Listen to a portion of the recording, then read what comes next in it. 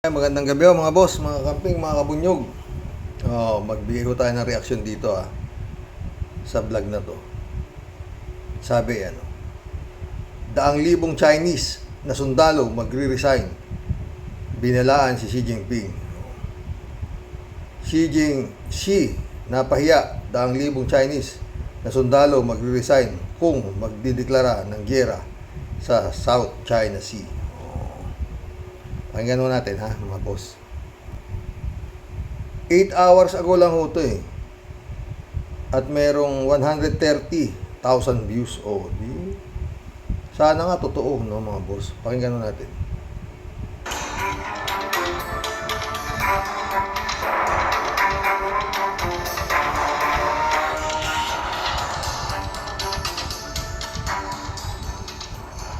Iniulat na isang source na nagbanta umano ang isang mataas na opisyal ng People's Liberation Army laban sa pinaplanong sapilitang pagsakop ng China sa buong South China Sea at sinabi na 1,000 mga sundalo ng Chinese military ang mapipilitan umanong mag-resign.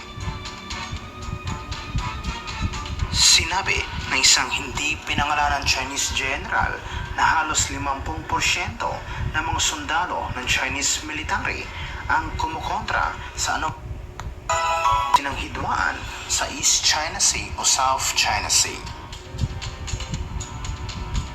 At dahil dito, mahihirapan umano ang Chinese government na immobilize ang buong bansa kung tatanggi ang karamihan sa mga sundalo ng People's Liberation Army na makipagyera at mapapahiya din umano ang Chinese Communist Party, lalong-lalo na si Xi Jinping kung ipipilit niya ito.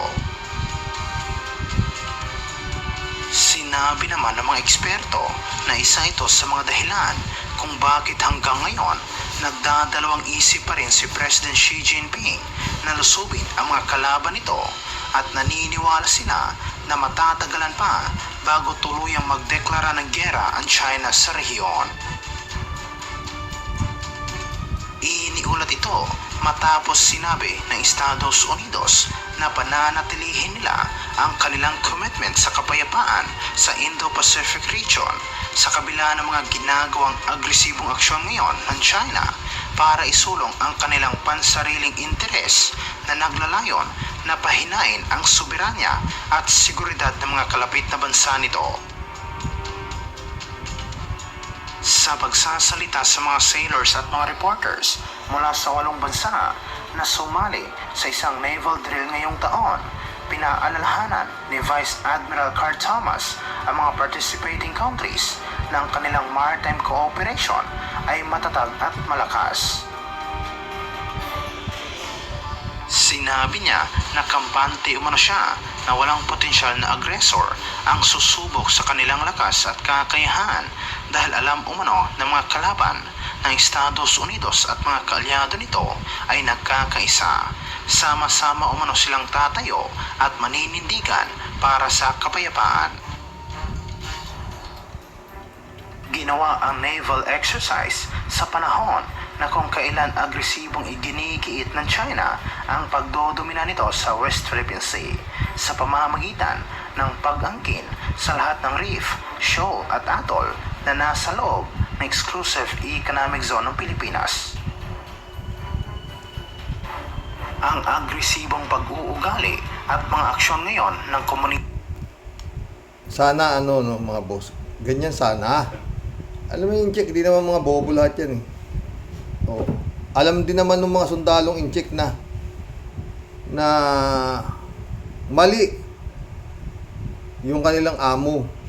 Dahil yun nga, may batas na atin yan nananakop sila Tapos mag-uutos si Xi Jinping ng gera. Mabuti kung tayo lang, walang problema sa China. Kasi nga, wala man tayong Tsaka yung kampi nila si Digong, di ba?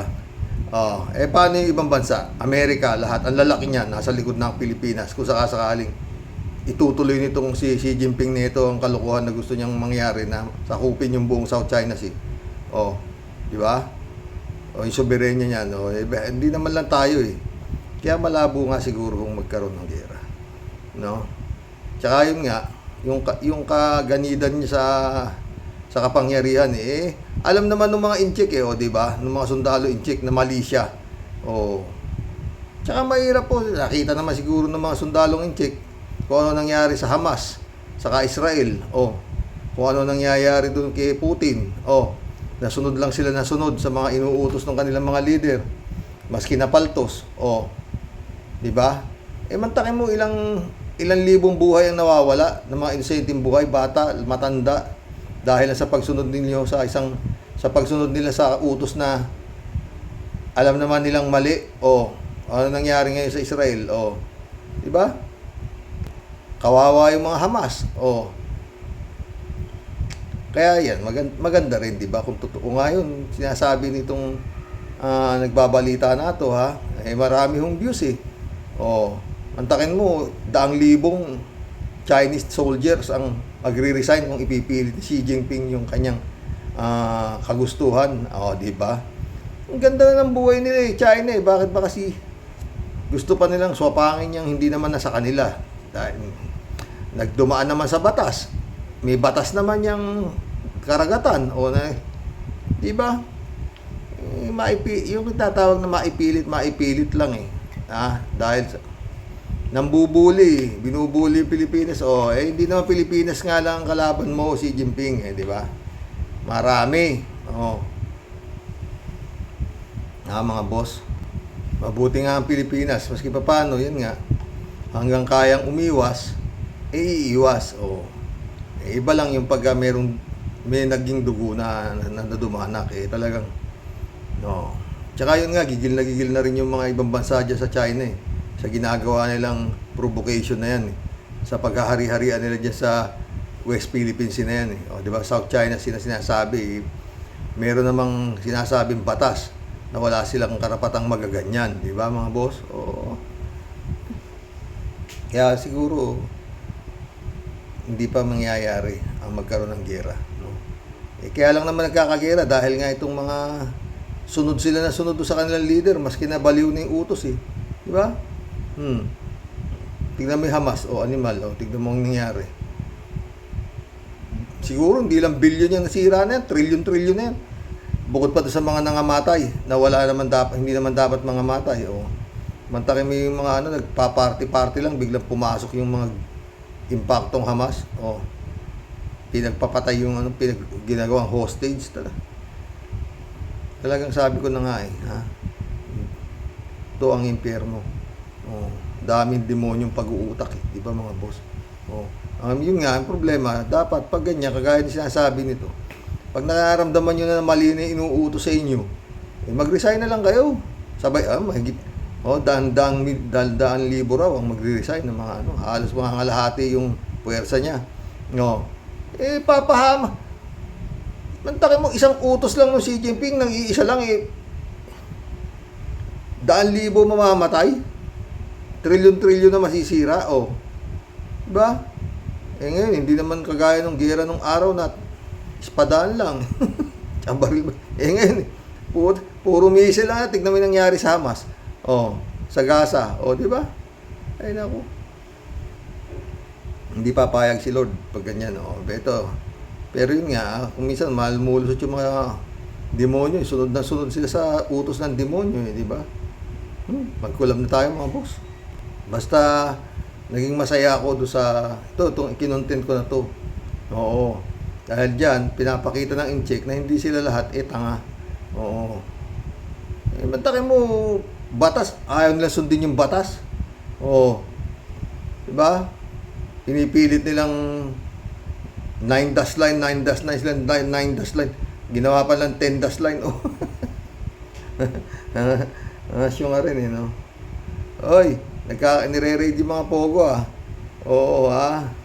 sa Pasay grabe sana ikukontent ko mas gusto ko tong nangyari na to dahil yun nga pinakita ng mga sundalong incheck na meron silang utak na hindi sila dapat sumunod sa maling utos ng kanilang amo na si Xi Jinping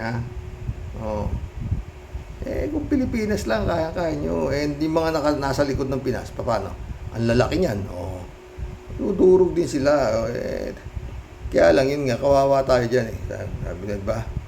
Pero yun nga, hindi naman maraming nakasuporta sa atin. Kaya nagdadalawang isip din to si Xi Jinping. Sige, paano? Nakapag-isip pa rin, di ba? Hindi kagaya ng Hamas na umorder ng ganun. Ngayon, anong naging balik sa kanila? Ang daming nadamay, di ba mga boss? Magkulag na po tayo.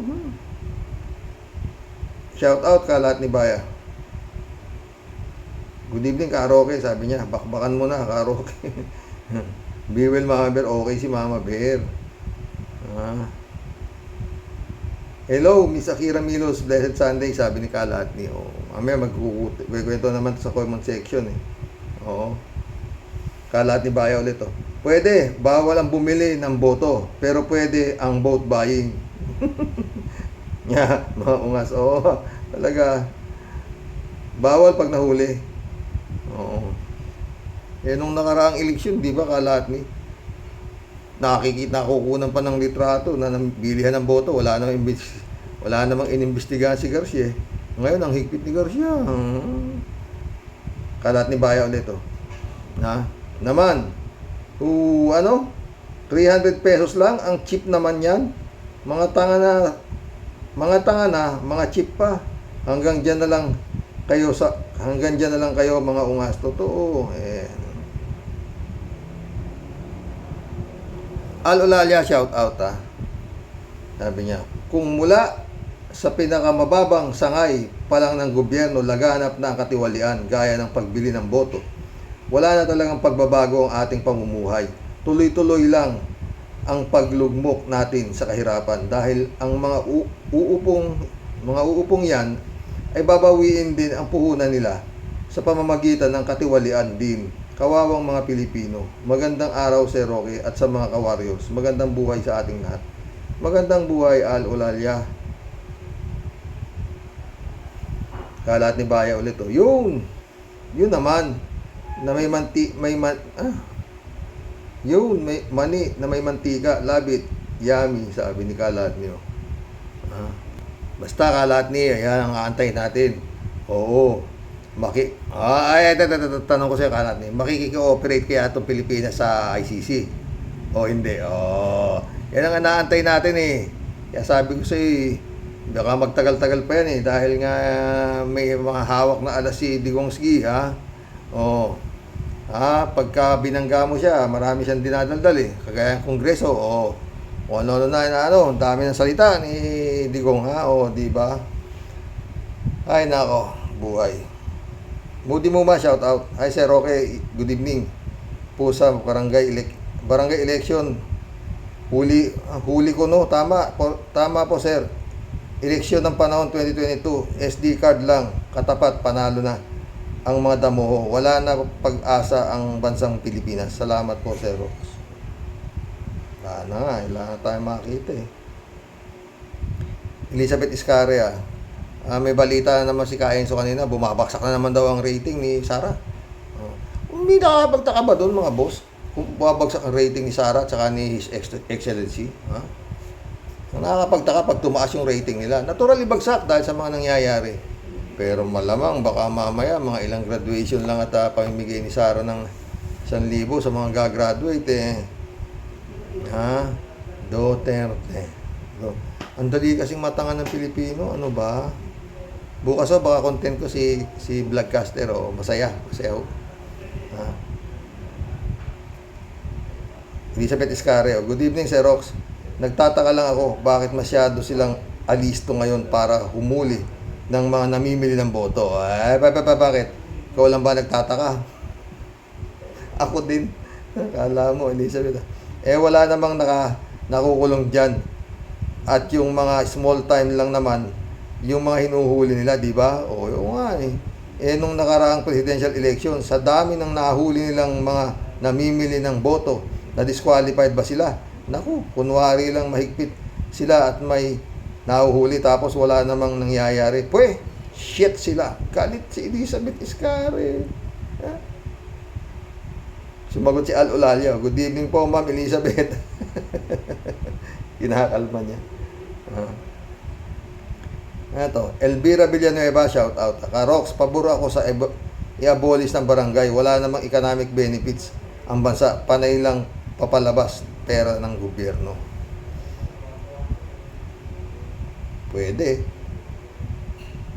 Jess Bornales, welcome to the club. Hanggang barangay level lang ang tapang ni Kumulek. Yan ang totoo. Oh, saludo ako sa iyo dyan, Jess. Niniwala ako sa iyo. Raul Villanada, shout out ha. Greetings Kuya Rox. Katulad ng mga nabalita ni Bad at Atty. Enzo, satellite offices pang eleksyon. Ang lasa mga campaign headquarters lahat. Oh. Siyempre kunyari lang satellite office pero mga campaign ano yan, offices Raul Villanada ulit Barangay level pa lang tigmak na sa anomalya at korupsyon. Kaya mahirap nang mabago ang sistema ng eleksyon sa Pinas. Totoo yan, Raul Villanada ulit Maraming pera sa barangay, lalo na pag nagpatuta sa politiko na demonyo. Totoo. Galing niyo pala Fernando Mandak, shout out Barangay election pa lang, grabe na ang korupsyon. Kampanyahan pa lang, kita na ang perang ginagastos ng isang kandidato. Sino ang maniniwala na hindi nila babawiin ang ginastos nila? Triple pa halaga pag binawi nila sa kaban ng bayan. Alam din naman ng taong bayan na ganyan ang gagawin nila pag nanalo. Pero walang magawa kundi tanggapin na lang. Totoo, marami-raming bigas yan di ba? Federico Mandak ulit Pahabol lang sa comment dyan sa satellite office ni Sara. Anong function yan? Ilang empleyado ang papasahurin dyan na walang ginawa? Paano siyang mag-o-office dyan? Hilong talilong siya. Kakasakay ng eroplano para mag-opisina dyan. Waldas na naman ng pera ng taong bayan dyan. Dapat gawin na lang eskwelahan yan. Mas pakikinabangan pa ng mga estudyante yan. Gagamitin lang niya sa eleksyon yan. Ito naman, si PBBM ay lutang. Harapang niloloko, siya baliwala lang sa kanya. Saludo na naman ako sa iyo dyan, Federico Mandak. Gagaling mo talaga Kaya hindi pwedeng hindi tayo mag-collab. Elizabeth Iscari ulit. Sir Rox, hanggat hindi pinapalitan ang klase na sistema ng ating eleksyon, mukhang di na ako naniniwala na yung totoong mga nananalo ang totoong majority ng mga Pilipino, majority ng mga ibinoto nila. Kasi nga yung Smart Magic, nabibili yan ng maperang kandidato. Ang hirap talaga ng kalagayan ng ating bansa, Sir Rox. Kawawa ang bansa natin. Totoo yan, Elizabeth.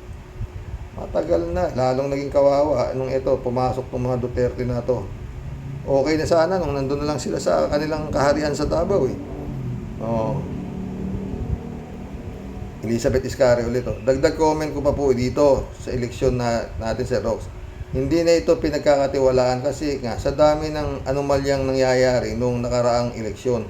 Di pa din ito pinapalitan at tuloy-tuloy pa din ang mga pandaraya dito. Kaya ang mga nananalo dito puro magnanakaw at makakapal ang muka.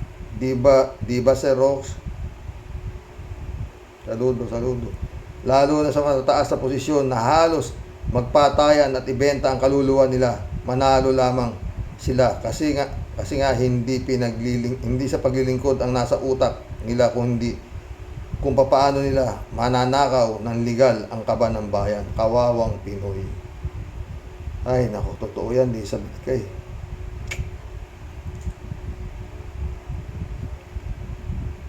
Ferdinand San Juan, shout out Good evening, Karoke. Sa aking pag-obserba sa mga halala, natural lang ng bigyang pakonsuelo ang mga tao may gustong sumama sa kandidato. Yung nagboboluntaryo sumama sa kandidato, kaunti lang po yun kung sila ay walang ginagawa o trabaho. Hindi sapat ang miyembro ng pamilya ng kandidato na pag-aasikaso sa mga pangangailangan ng kandidato bago maganap ang eleksyon. Kaya po kailangan ng ibang tao at bigyan ng pakonsuelo, hindi po bayad. talagang gagastos ang mga kandidato. Wala nang libre sa panahon ngayon. may may mananalo at mananalo. Paring kandidato nasa taong bayan ang pasya o pagpili. Kung ito'y gumastos ng malaki o kaunti lang ang ginastos. Imposibleng walang gastos ang kandidato. Sino ang matigang tao na sasama kung walang pakonsuelo? Totoo yan, naniniwala ako sa iyo dyan, ha? Sa mga kaibigan nga, gagastos tayo tulad ng pagpapakain o pagpapakain sa ibang tao. Pagpapakain sa ibang tao pa na ating aabalahin tapos hindi mo bibigyan ng pakonsuelo. Pula ang kaabuti ng kandidato. Yan ang aking pangunawa. God bless po. Sang-ayon ako sa iyo dyan, Ferdinand San Juan, ha? Johnny Bigod ulit, oh. Ay, shout out Johnny Bigod, ha? Gandang gabi, Karoke. Yung mga vote buying sa barangay, nahuhuli nila. Pero yung vote buying sa national tulad ng mga senador at iba pa, ay hindi nila nahuhuli. Ganyan itong mga Comelec. Ang kaya lang nilang hulihin ay maliliit na isda lang dahil sila kumikita. Totoo yan. Johnny Bigod ulit. Correction, hindi sila kumikita. O, sa maliliit na isda, hindi sila kumikita, di ba? Pero sa malalaki, tipak-tipak sila. Maril Pabianak, shout out, ha, sabi niya. Good evening po, Tyrox, at sa lahat ng mga Rocky Warriors. Sa ibang barangay nga po talagang binabantayan mga butante nila at baka masalisihan ng mga mamimili ng boto. Mahirap nga po baguhin ang kaisipan ng ating mga kababayan. Kaunting halaga lamang yung kumpara sa kahirapang mararanasan ng sambayanan. Ingat po tayo at sa mga warriors. God bless as always. God bless, Marlo. Friend Shervin Sapeda, shout out, ha. Christy Ansen, July 7 Alcantara, shout out sa inyo mga friend, ha, sabi niya. Wow, Sir Rox, parang ahas na nagbalat lang, ah. Ano daw po? Nakakagalit at nakakatuwa daw? Nakakatuwa daw, di nga. Ikaw ba yan, Mr. Comelec? Sir Rox, they're saying po, once a dog, always a dog. So ask him po, once a liar, always a liar po. Once a cheater, always a cheater. Di ba, Mr. Comelec? Agree. And super agree. Kasi totoo, di ba, Sir Rox? Bakit di ka po magagalit din sa sarili mo? At di ka rin po magalit sa sarili mo. Hulihin mo din po sarili mo. Tawa ng tawa si Fred Shelvin. Husay mo talaga dong. Nakakabilib ka talaga sa husay mong magtago at magkumpas sa kasinungalingan. Ano yan? Kunwari talagang matitino po kayo at ginagawa nyo talaga yung tama at mandato ng Comelec. Pero teka lang po, Mr. Comelec, bakit parang wala po yatang ganyang kahigpit na drama at patakaran nung nagdaang national election? Kung talamak at harap-harapan yung pong vote buying, pero wala pong ganyang kahigpit na pa-preskon sa media agad. Totoo. Wow, ha? Ano yan? Pangbubuit lang yung kunwari mahigpit kayo, pero pagdating sa kuting halabira, ay nako po, Diyos ko po, Lord, ano po bang maitim na maligno at kaluluwa ang sumanib po sa bansa po namin, at ito pong mga buwakang kang hinayupak na sa pagsisinungaling ang namamayagpag po sa bayan namin. Ay nako. Maawa ka po sana, mahabaging Lord. Kailan kaya mapapasama sa selebrasyon ng undas ang mga kaluluwa nitong mga hinayupak na hindoropot na mga sinungalingang. Nakakagigil po talaga sa sila talaga. Nagigil po talaga sa sila talaga sa tuwa. Kinam mga buwisit. Huwag kami, hoy.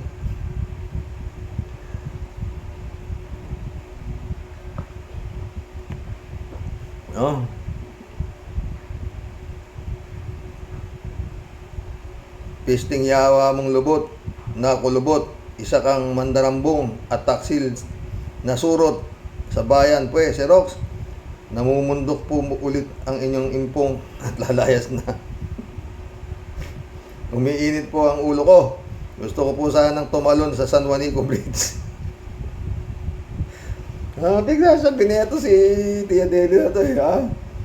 Kaya pahid lang, tapal-tapal, para guminhawa.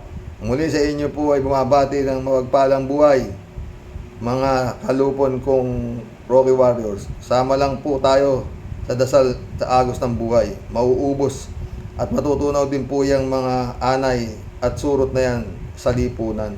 Matagal pa yan, Tia Deli ka. Impong basyang signing off at sa inyo po kailanman ay di magtataksil. Di po magbebenta ng boto sa inyo pong lahat tunay na nagmamahal ang aswangot ng inyong Tia Deli. Xerox, God bless. Ingat lagi. Kayo palagi. Rocky Warriors Cares. Ingat ka rin dyan, Tia Deli ka. Huwag kang rayuma ng rayuma. Mamaya, tuluyan ka dyan. Ha? Akira Milo, shout out ha. Magandang early morning po sa inyo, Mr. Sa totoo lang. Sabi ni Akira.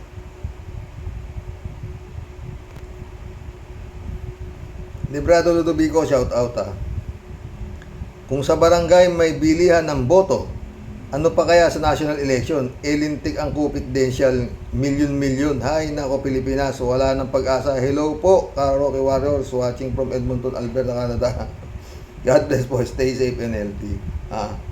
Alam mo yung election dito, Librado Ludovico only in the Philippines to. Wala yatang kapares to sa buong mundo eh. Oo.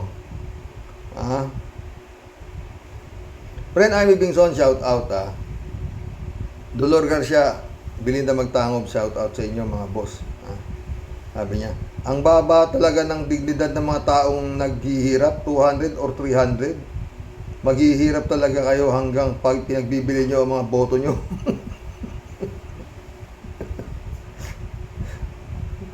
Totoo. Si Friend Amy ulit Isa pang nagbebenta ng boto ay ang INC. Kaya dapat buwagin din yung kulto na yun. Wala na, mahirap na mabuwag yan, Plain Amy. Si Kibulog nga, diba? Ewan. J9G3, shout out ito na naman. Alam mo, Kuya Rox, kung ako ang NPA, ang una kong pasasabugin, yung mga satellite office ni Inday.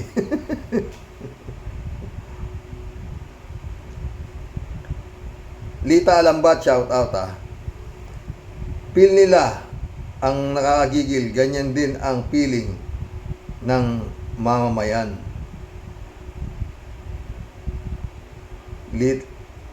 Lita Alambat ulit Feel ang mga kalokohang ginagawa nila. Totoo. Lita Alambat ulit para ma-monitor ang kapaligiran. Yung mga satellite offices na sinasabi ni Lita.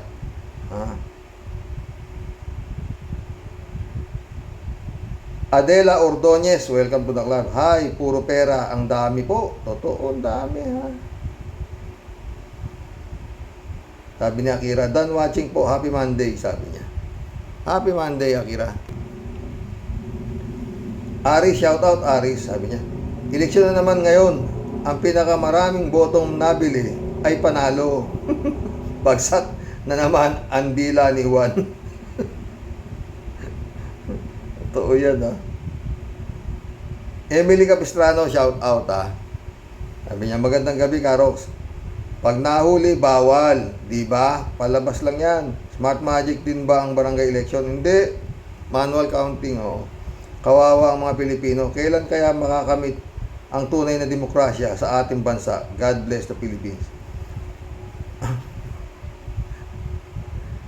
Pag gumalaw na ang may-ari ng Republika ng Pilipinas, ang kumpanyang Republika ng Pilipinas, magkakaroon na ulit tayo siguro ng demokrasya. Paulit-ulit ako, sa totoo lang, mga boss. Kung nagamit lang ni Marcos Sr. ng tama ang martial law, maganda. Nang tama paulit-ulit ako, wag niyo akong Kasi nga, walang eleksyon, walang kongreso, walang senado, wala lahat. Siya lang ang bandarambong. Tapos, inaambunan niya yung mga kronis niya. Eh ngayon, ang daming mandarambong. Tignan mo yung kongreso, ilan pala yan? Maging 300 pala yan, mga congressman na yan. Oo, mga congressman, oo. May mga galamay pa rin yan. Ang dami, kaya talagang baon na baon. Oo. Eh, nung panahon naman ni Digong mga sir, mga boss, ha? Everybody happy! Police, doble sweldo ninyo! Basta sunod lang kayo sa papapatay ko, sa pinaggagawa ko. Ginawa niya pa. Ha? Lord. Shout out, Atty. Enzo Recto. Ang galing ni Atty. Enzo Recto sa aking bagcaster, sa totoo lang, oo. African Sai, shout out, Christian Isguera, Kristan, ang galing talaga na. Sarap manood, oo. Totoo, nalilibang ako dito sa social media. Oo. No, dating sabi ko, di ba? Hindi ako dito ako nilagay ni Lord, eh. Oo. Shout out, Grace Chingsay. Kung di dahil kay Grace Chingsay, wala ako rito sa social media. Sa totoo lang, mga boss. At naging masaya ako, totoo. Nagkakilala tayo. Ang dami. Salamat, mga friend, totoo lang. Oo. Nawawala yung oo. Hindi ako nai-stress dahil dito sa vlog. Alberto Olaer, shout out. Sabi niya. Brother Elias Isio, shout out, sabi ni Alberto. Karaoke, bawal pag makita. Pag walang makikita, hindi bawal, karaoke. May 3 pesos. Iglesia ni Cristo, may 5 pesos, born again. Tama yung sinabi nyo, Toscoin. Pag manalo daw si Sara, pagka-presidente, wag naman ghost in ni Sara ang satellite ni President Bongbong Marcos. Laging nakabaon na nakatayo parang poste ng Meralco. Karaoke, ano ba ang pangalan ng messenger mo? Gusto ko i-share ko Christmas song album ng The 4 Aces Old Songs Hits album ni Teddy Randazzo. One More Chance. Laughing on the outside, crying in the inside. The clown, thanks. Ano daw? Ano ang?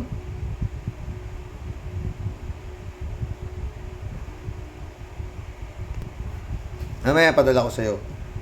Ang pangalan ng messenger ko, Roque Expectacion. Oh. Espectacion. Oh. Yun ang pangalan ng messenger ko.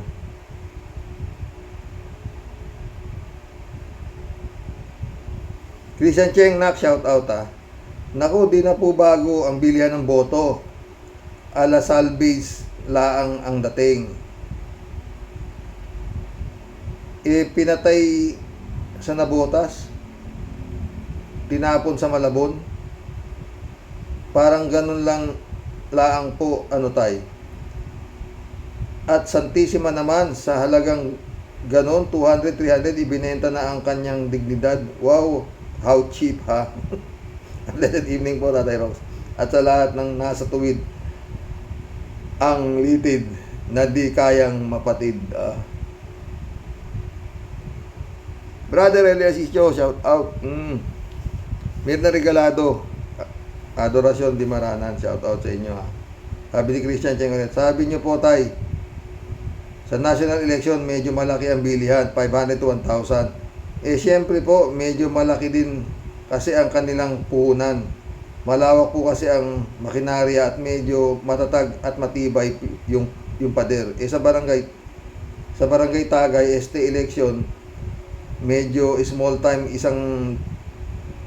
isa lang, that's why. Pero tama ka po, Tyrox. Imposible na di alam ng incumbent Kapitan Kapitan Angelica de la Cruz ang nasabing pasimpleng bilihan ng dignidad boto nakakatawa po talaga ang kanilang gimmick. Totoo. Tsaka yung salita ni Angelica de la Cruz, talagang parang kababalagan, di ba, Christian? Hindi mo alam, mahigit 200 na constituent mo nasa Nabotas, taga Malabon. Ay, nako. Christian Cheng ulit, Dapat po sana, mapa national man o barangay tagay, election, ang magiging panuntunan ng taong bayan during dayaan, butuhan, ang iboto yung walang pambayad kasi yun talaga ang totoong magsisilbi sa bayan. Hindi yun ang pattern if ano ang galawan sa national. Ako po, Tyrox, wish ko po na ang barangay Kupitan dito sa area namin mapalitan na kasi dami niya na at ang laki na ng mga naipundar niya. Ang laki po ng suhol sa kanya pag may reklamo sa barangay. Totoo yan. At saka alam mo yan, yung mga barangay kapitan na yan, pagdating ng national election, diyan bumabagsak ang ayuda na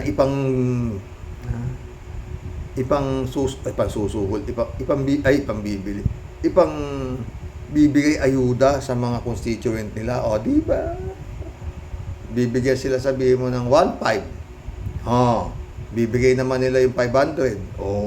Alam naman nila kung ano lang ang kapasidad ng mga hawak nila ang binigay sa kanila. Sabi niya, 1,000 binigay sa kanila nito si Senador, ni Vice President, ganito. Ang lagay naman, di ba?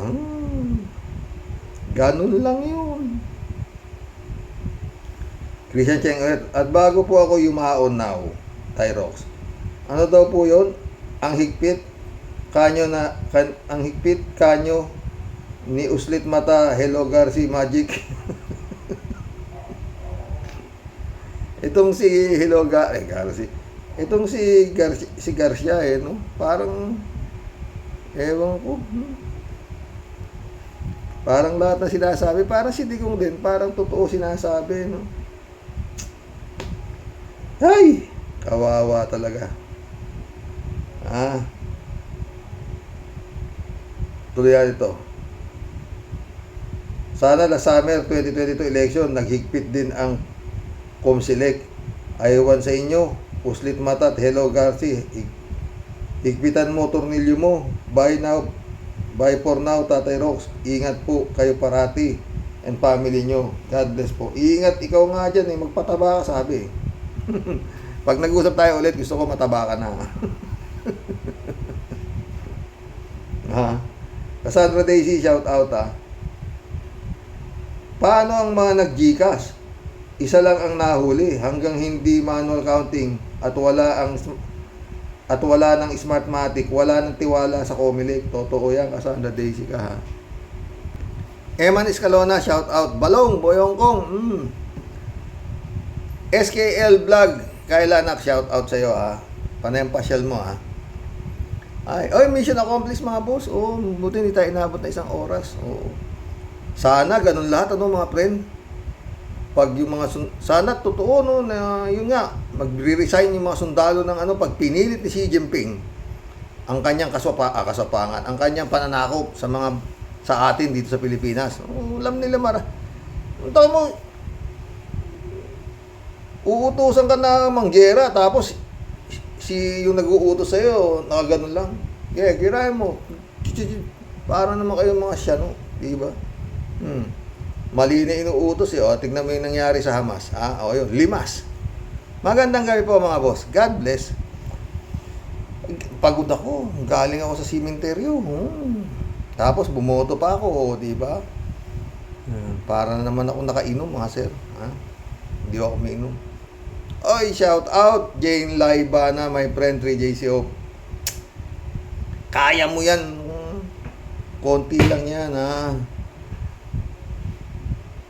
antayin ko Tuesday my friend. Usap tayo Ikaw kasi, pasyal ka ng pasyal Tingnan mo tuloy, nandiyan ka ngayon. Hindi kaya nakagat ka ng lamok, kaya ka na-infection Magandang gabi po mga boss. Good night. God bless.